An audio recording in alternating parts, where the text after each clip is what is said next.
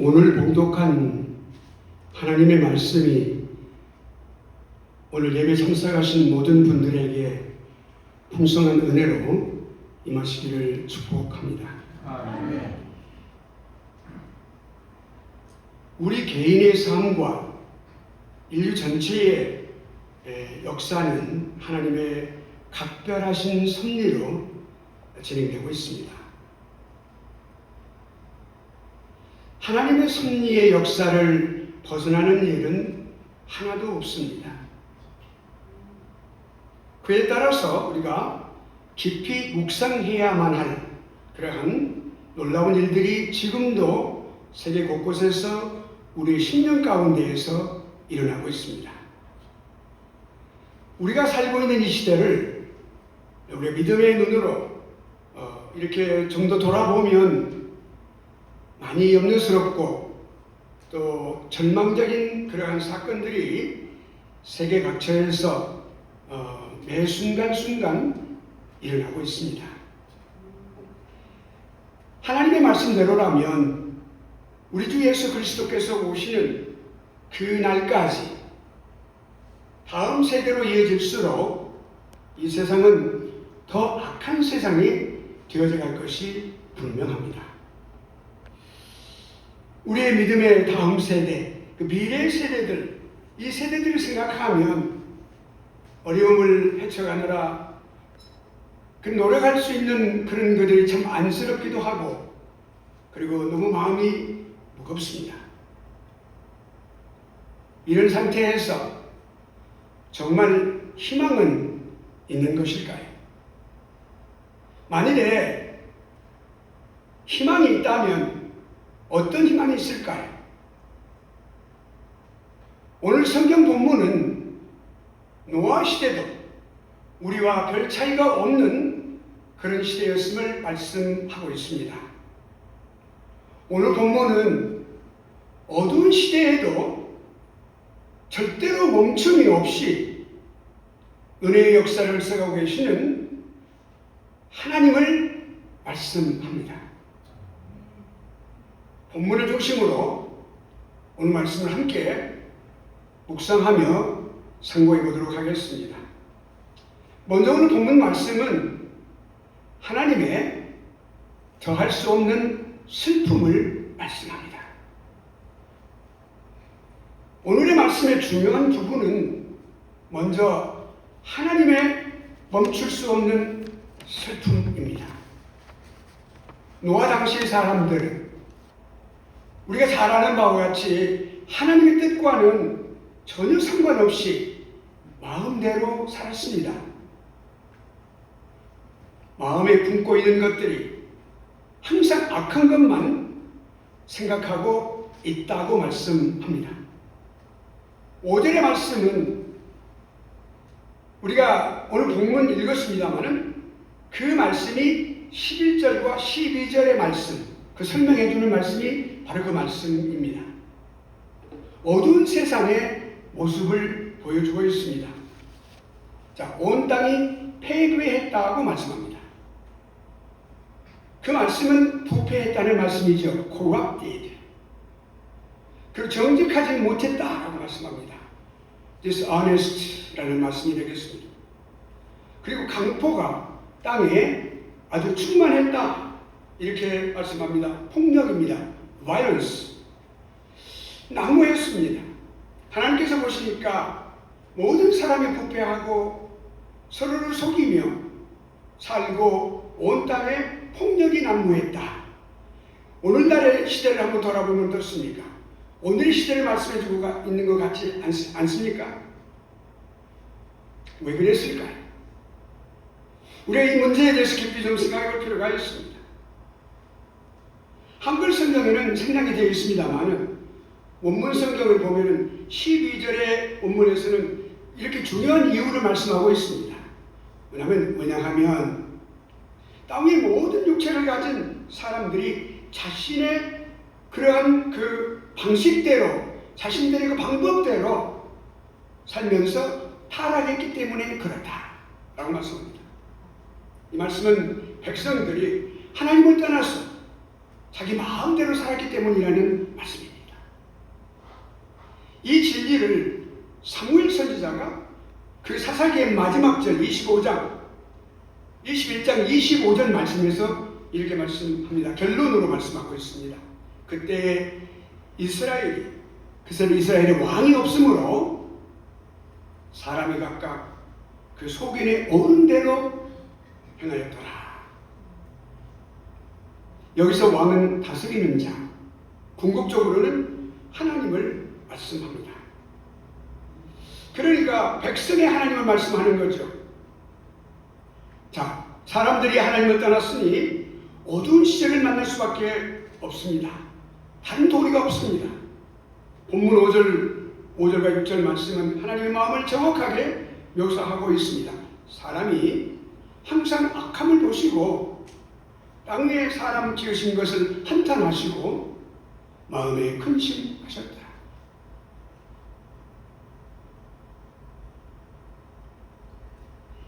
여기에 하나님의 더할 수 없는 슬픔이 있습니다.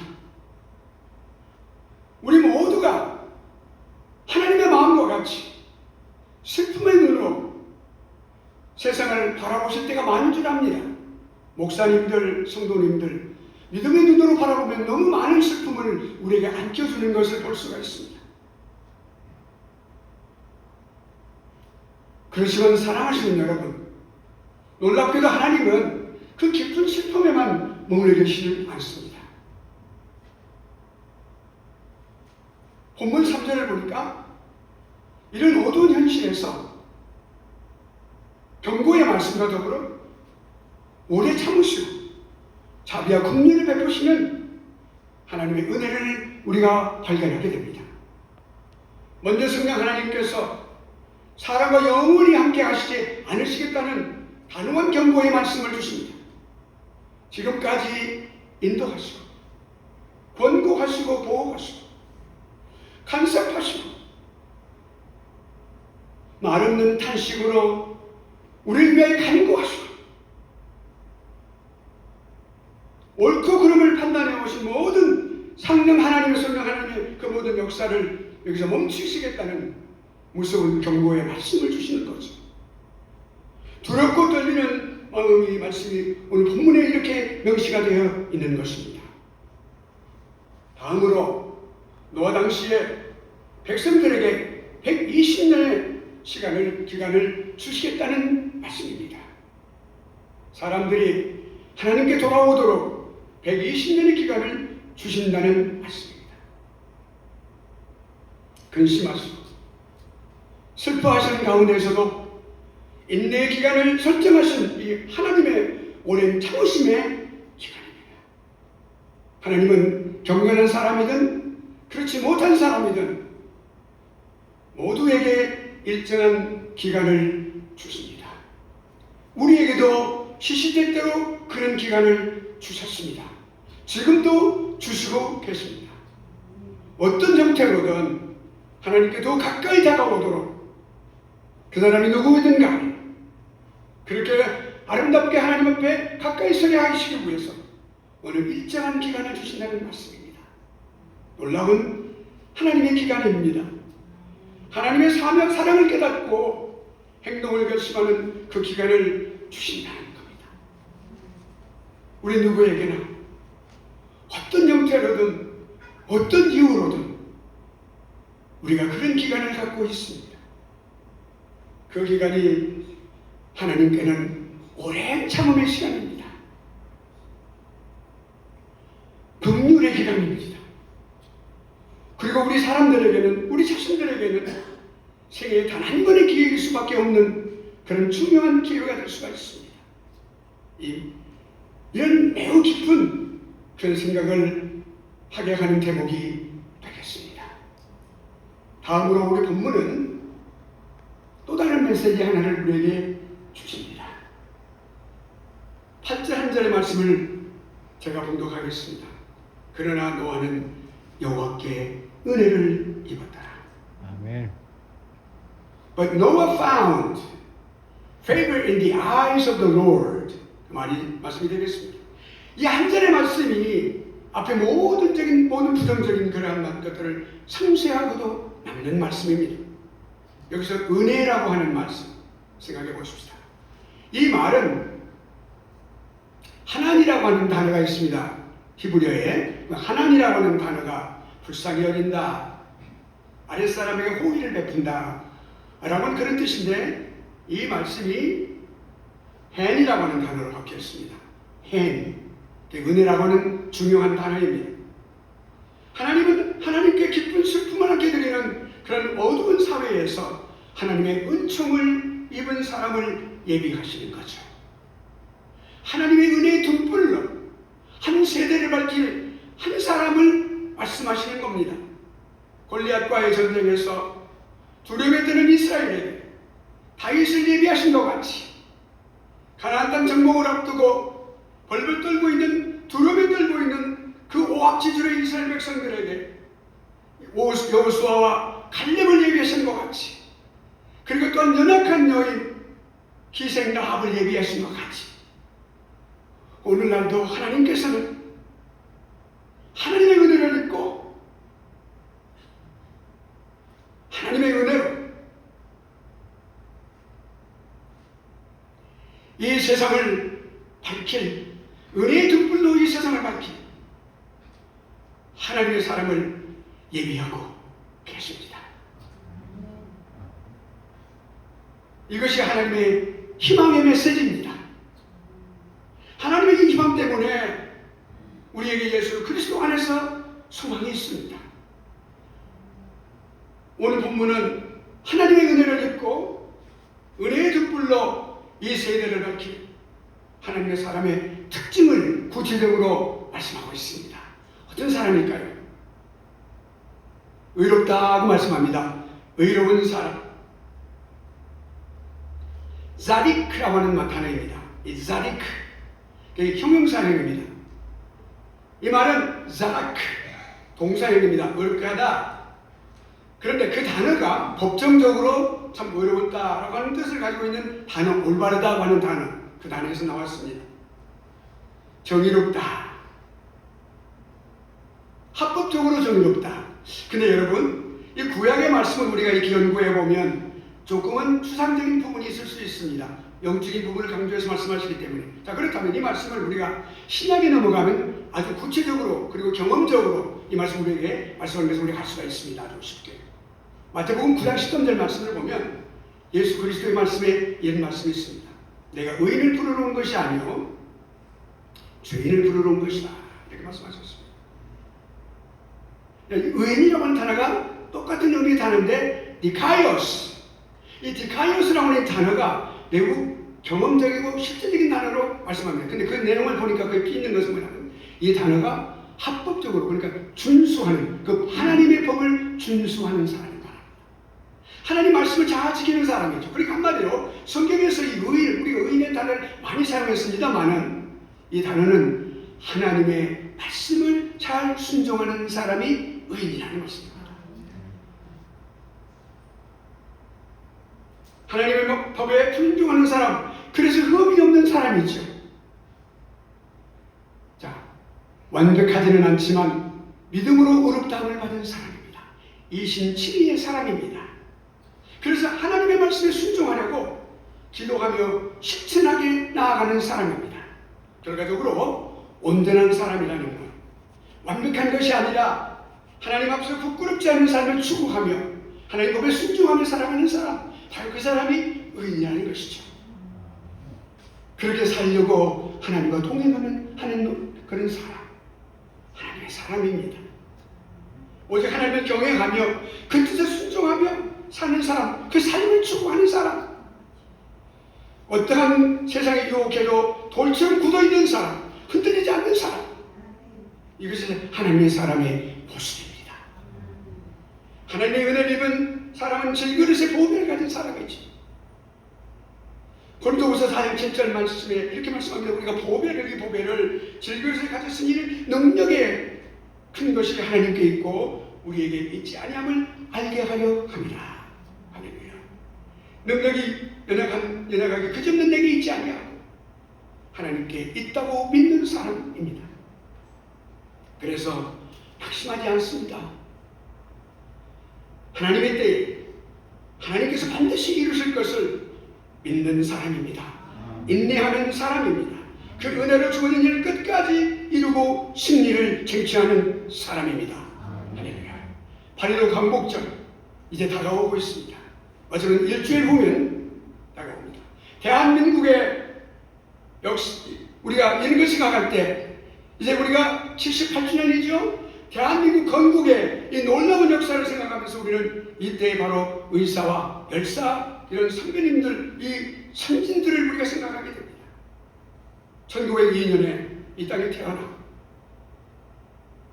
젊은 나이를 살았던 유관순 열사. 우리 어렸을 때에는 학교에서 유관순 누나라고 배웠습니다. 대표적인 독립운동가이자 독실한 그리스도인이었고 하나님의 사랑이었습니다. 유관순 열사는 이화학당 재학 시절에 학교가 폐쇄령이 일본에 의해서 내려졌습니다. 시골 단체에서 태극기를 만들어가지고 만세운동을 주도하다가 그리고 잡힙니다. 스텝은 형무소에서 일제 가혹한 그러한 고문을 받으면서 독립만세를 계속해서 외치다가 1920년 18살의 어린 나이로 꽃다운 나이로 순국합니다. 유관순 열사는 어릴 때부터 독실한 신앙인이었습니다. 이화학당 시절에는 교회에서 정동교회 제1교회라고 알고 있습니다만 말씀의 깊이를 대했던 순수한 젊은 처자였습니다. 감옥에서 동료 수감자들을 독려하면서 이렇게 말을 했습니다. 나라에 바칠 목숨이 오직 하나밖에 없는 것이 가장 큰 슬픔이다. 기독교 신앙이 하나님 앞에서 그저 위로받는 것이 아니라 모든 인간은 평등하며 국권을 되찾는 것이 하나님의 정의라는 그런 민족의식을 일깨워준 아름다운 여인 유관순 열사. 그들은 광복을 위한 독립운동가를 넣어서 한 세대를 밝힌 하나님의 의인이었습니다. 도마라는 세례명으로 국가 건립에 국가를 되찾는 일에 열심으로 싸웠던 안중근 의사입니다. 그는 천주교 신자였지만 우리가 잘 아는 바와 같이 독실한 예수 그리스도를 진심으로 믿는 독실한 사람이었습니다. 위순 감옥에서 남긴 그의 어록 두 가지만 생각해 보겠습니다. 천당지복 영원지라. 천국의 복은 영원한 즐거움이다. 죽음을 앞둔 그 고통의 순간에 그 속에서 그 감옥의 속에서 죽음을 넘어 하나님 품에서 누릴 기쁨을 얼마나 갈망했으면 그런 말을 남겼을까. 가슴이 미어지는 거죠. 감옥에서 죽음을 당하기 전에 남긴 말은 매우 유명합니다. 내가 천국에 가서도 대한독립의 함성이 지금까지 천국까지 들려오면 나는 기꺼이 춤을 추며 만세를 부르겠습니다. 하얼빈역에서 대한제국의 원수 이토 히로부미를 총으로 쓰러뜨린 후에 그런 현장에서 감사기도를 하나님 앞에 드렸습니다. 자, 그 일이 하나님의 사명이었기 때문에 기도로 고백한 안중근 의사, 그동안 시대에 한 시대를 밝힌 하나님의 의인이었습니다. 이와 같이 그리스도를 순종함에 따르는 사람들이 하나님의 사람들입니다. 이 의인들 때문에 이 세상은 아직도 소망이 있습니다. 말씀을 정리하겠습니다.